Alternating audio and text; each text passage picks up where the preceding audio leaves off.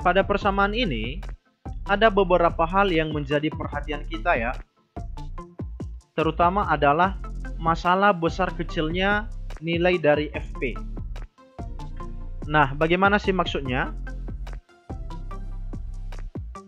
FP ini bisa bernilai besar ketika pembilangnya besar dan penyebutnya kecil. Artinya, ketika nilai V maupun VP digantikan dengan suatu nilai tertentu, itu nilainya lebih besar dari V dan VS. Nah, sebaliknya, FP ini akan bernilai kecil ketika di bagian pembilang ini itu lebih kecil dari bagian penyebut. Lebih lanjut, ada maksud tertentu dari tanda plus minus yang ada di VP maupun di VS ini ya.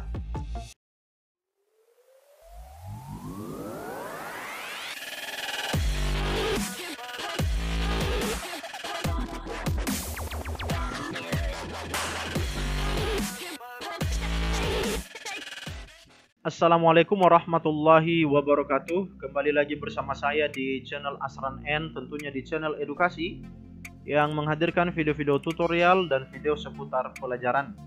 Di pertemuan ini, saya masih melanjutkan materi dari mata pelajaran fisika, yaitu tentang efek Doppler.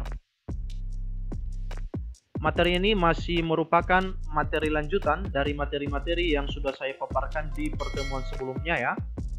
Untuk materi sebelumnya silakan dicek melalui link yang sudah saya taruh di deskripsi. Baik, langsung saja kita mulai. Ketika kita berbicara tentang efek Doppler, tentunya ini tidak lepas dari bunyi hukum Doppler itu sendiri. Bunyi hukum Doppler itu dilandasi oleh hubungan sebab akibat antara pendengar dengan sumber bunyi. Nah, bagaimanakah bunyi hukum Doppler? Langsung kita lihat saja. Yang pertama, jika pendengar atau sumber bunyi saling mendekat, maka frekuensi bunyi yang diterima pendengar lebih besar dari frekuensi bunyi yang dipancarkan sumber bunyi. Yang kedua, jika pendengar atau sumber bunyi saling menjauhi. Jadi yang pertama tadi, pendengar atau sumber bunyi saling mendekat. Yang kedua, pendengar atau sumber bunyi saling menjauhi. Maka frekuensi yang diterima pendengar lebih kecil dari frekuensi bunyi yang dipancarkan sumber bunyi.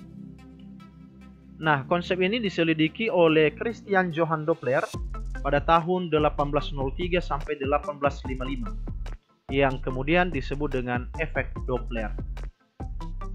Jadi, beginilah konsep singkatnya ya dari efek Doppler ini. Saya lanjutkan. Secara umum persamaan dari frekuensi Doppler ini dirumuskan dengan Fp sama dengan V plus minus Vp per V plus minus Vs kali Fs. Kita lihat keterangan.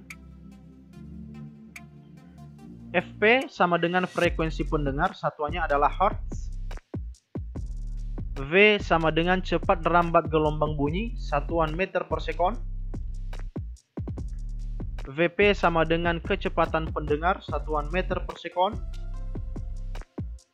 Vs sama dengan kecepatan sumber bunyi, satuan meter per sekon.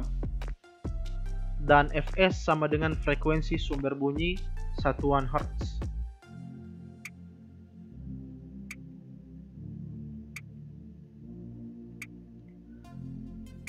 Pada persamaan ini, ada beberapa hal yang menjadi perhatian kita ya. Terutama adalah masalah besar kecilnya nilai dari FP. Ini dipengaruhi oleh tanda plus minus baik yang ada di VP maupun di VS. Nah, bagaimana sih maksudnya? FP ini bisa bernilai besar ketika pembilangnya besar dan penyebutnya kecil. Artinya, ketika nilai V maupun VP digantikan dengan suatu nilai tertentu, itu nilainya lebih besar dari V dan Vs. Nah, sebaliknya, FP ini akan bernilai kecil ketika di bagian pembilang ini itu lebih kecil dari bagian penyebut. Lebih lanjut, ada maksud tertentu dari tanda plus minus yang ada di VP maupun di VS ini ya. Tanda VP positif, ya, VP-nya positif. Itu terjadi jika pendengar mendekati sumber bunyi. Dan VP akan bernilai negatif jika pendengar menjauhi sumber bunyi. Berikutnya, tanda VS akan bertanda positif jika sumber bunyi menjauhi pendengar dan bertanda negatif jika sumber bunyi mendekati pendengar. Jadi catatan-catatan penting ini dari persamaan ini harus diingat supaya nanti kita menggunakan rumus ini dengan tepat sesuai dengan permasalahan yang dimunculkan dalam soal. Supaya lebih paham, kita lihat contoh soal. Sebuah mobil ambulans bergerak dengan kelajuan 30 meter per sekon sambil membunyikan sirine dengan frekuensi 900 Hz.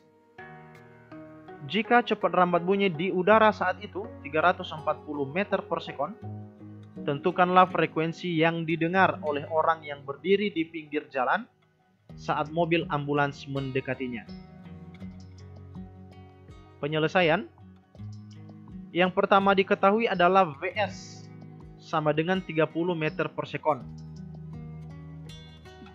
Jadi ambulans di sini berkedudukan sebagai sumber bunyi ya. Makanya di sini kecepatan ambulans atau kecepatan sumber bunyinya 30 meter per sekon.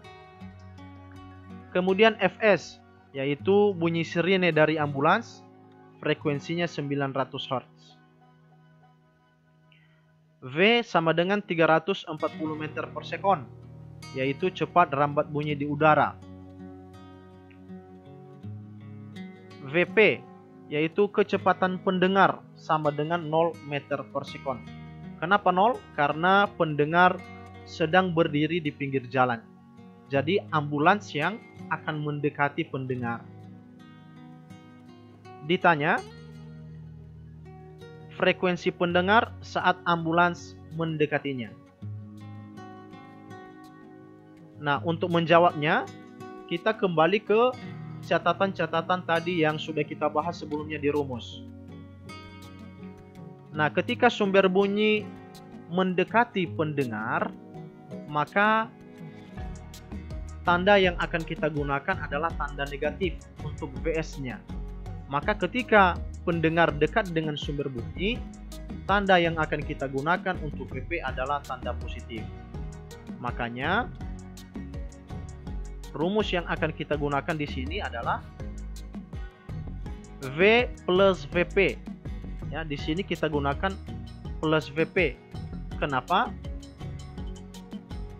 VP-nya dekat dengan sumber bunyinya.